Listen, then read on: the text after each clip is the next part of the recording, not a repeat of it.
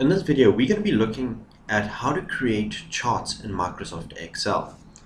So for this one, we're going to just use the top 10 movies within our IMDb sheet that I've been using. So I want to convert this information to a chart to see it in a graphical way, especially if you're not number orientated and you're more of a visual learner, or not so much a learner, but you see stuff more visually rather than in numbers.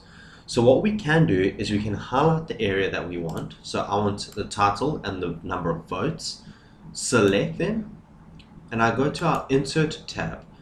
We look at this chart option here. Okay, so we can either look at a bar chart, a insert line or area chart, pie, what is this one, scatter chart, insert combo chart, or surf.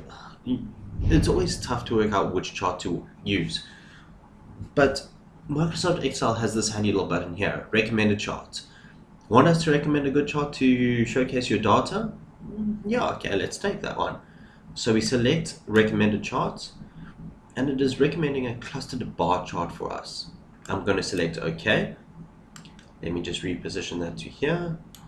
And there we go. It is showing us our top 10 movies as well as a line or bar chart, or cluster chart, sorry, that's what it's called, of how the votes are looking.